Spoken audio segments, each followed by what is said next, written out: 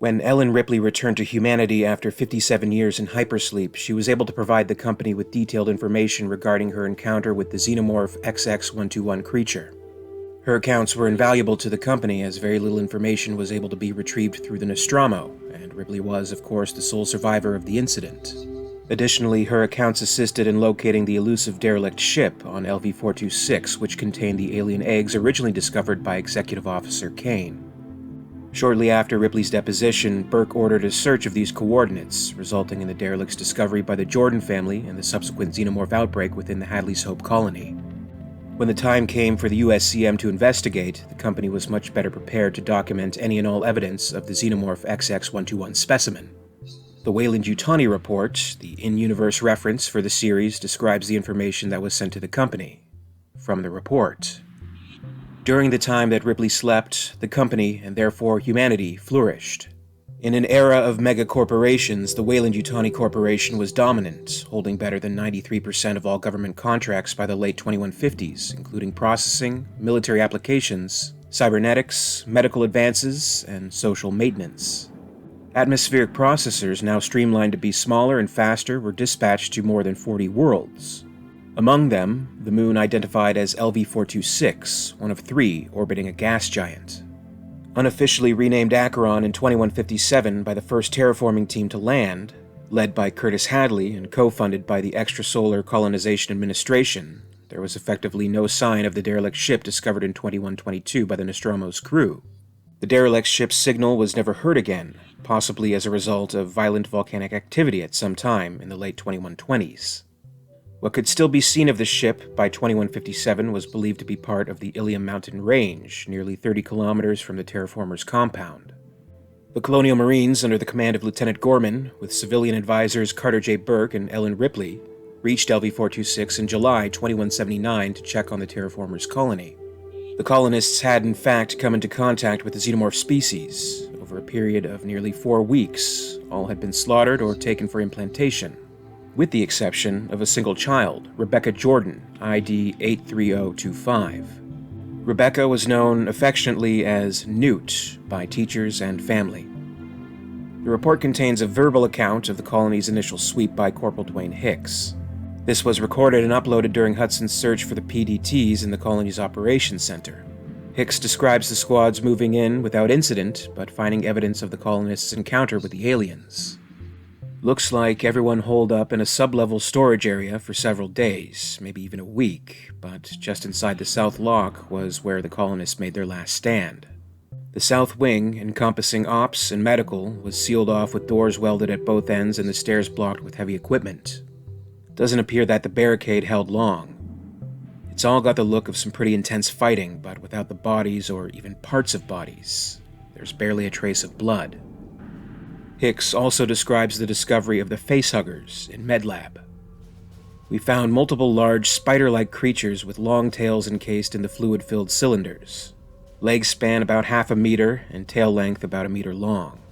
2 alive and the rest are dead. Report on Marichuk, John J., ID 93850.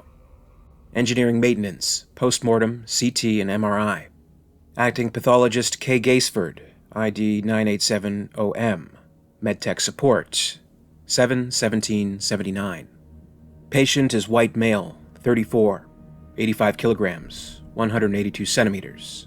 Brown hair, blue eyes. Scar on right knee. Found in sublevel access tunnel to the atmospheric processor with implant creature attached to his face. Dr. T. Biggs, ID 75492, killed in an attempt to remove the creature surgically. The colony's only surgeon made a single incision across the creature's back and was sprayed with less than an ounce of organic acid across the face and throat. Organism was pulled free by 2 medtechs and secured in specimen jar. Evidence in blood panels of toxic chemical dump at time of removal. Patient died from myocardial infarction brought on by traumatic shock and poisoning. One of the most integral aids in submitting information to the company was their artificial person, Bishop. Many of the events for which Bishop was present were uploaded, including events observed from afar. In this section of the report, Bishop details the attack inside the alien hive. Upload from Bishop, sequence of events. Company note, AP Bishop monitored feeds from both the APC and the Marines' equipment in the colony's lab. Mission time index beginning at 05:33:02. Corporal Dietrich finds a living colonist. Colonist begins to convulse. Master Sergeant Apone requests incinerator coverage. Colonist expires when implant erupts from chest. Private Frost incinerates xenomorph implant, larva, nymph. Private First Class Hudson detects multiple movement signals surrounding the Marines, closing in. Master Sergeant Apone advises Marines to activate infrared. Corporal Dietrich remarks on the possibility that the creatures can't be seen through infrared filters. Corporal Dietrich is attacked by a xenomorph. Her incinerator is triggered. Fire protocols. 348.2. Removed, observed, triage standby. 05:34:48. Private Frost is burned by triggered incinerator. Ammunition/grenade bag catches fire. Private Frost, burning, falls over a railing. Ammunition bag explodes. Private Crow is thrown against a wall and killed instantly. Private Wersbeski is attacked by a xenomorph. Ellen Ripley and Lieutenant Gorman disagree regarding tactics. Interpersonal conflict, 916.2, observed, ends 05:35:06. Private Frost expires. Shots fired from M56A smart gun. Lieutenant Gorman instructs Master Sergeant Apone to lay down a suppressing fire with the incinerators and fall back by squads. Repeats. Ends 05:35:33. Master Sergeant Apone is attacked by a xenomorph. Ellen Ripley starts and drives the APC toward the retreating Marines. 05:36:55. Lieutenant Gorman is knocked unconscious by loose materials in the cabin. Triage. Alert medical. 117.3, 134.1. Scalp laceration. Shallow traumatic injury to the head. 061E. Loss of consciousness. Company note. Several of the Marines carried personal sidearms, and in spite of Lieutenant Gorman's orders, it appears that Private First Class Vasquez retained 2 smart gun power-led connectors that she shared with Private Drake. It is impossible to say how the first violent encounter with the xenomorphs might have gone differently had the Marines been properly armed. As it was, only 3 of the 9 Marines survived the brief encounter. They too would have died but for Ripley's decisions to intervene.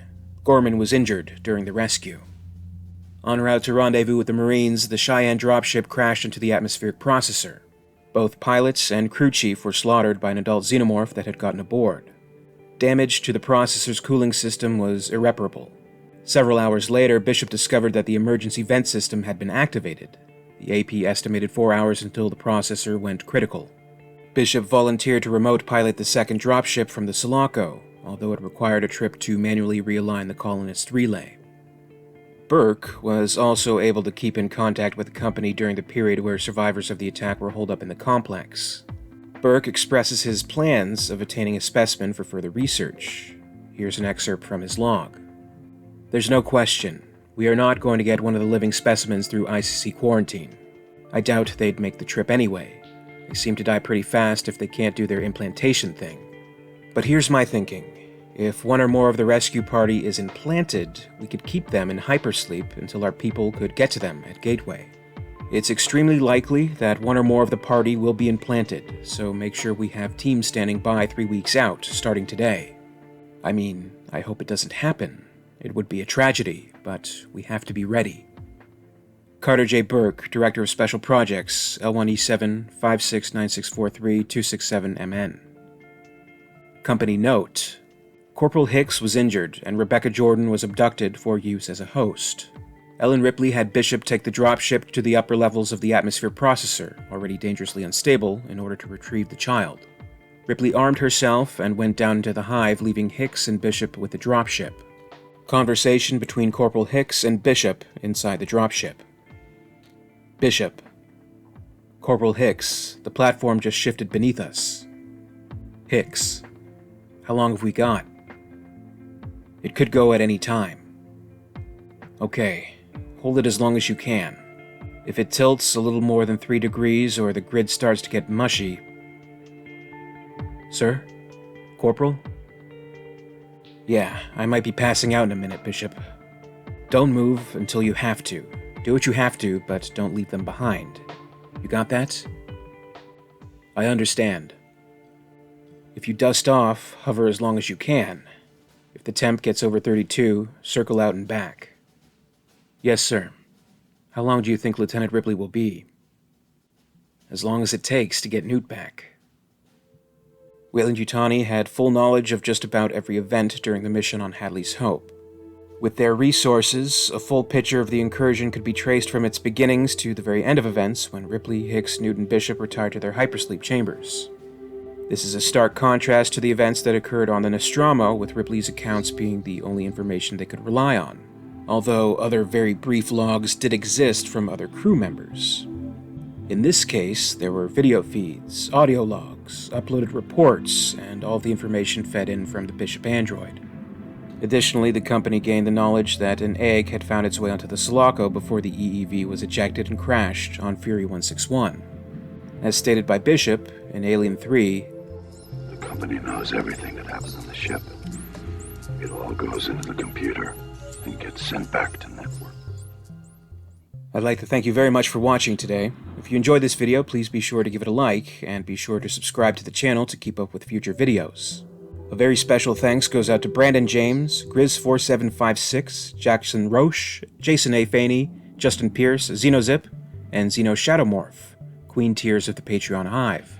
Thank you to Gregory Ford and John Griggs, the Hive's Praetorians. A very special thanks goes out to my friend Lady Anne in the Ellen Ripley Tier of Excellence. And in the role of Weyland Yutani executives, Emuric, Inashi FX, Nicholas Butta, and Wesley A. Weaver Jr.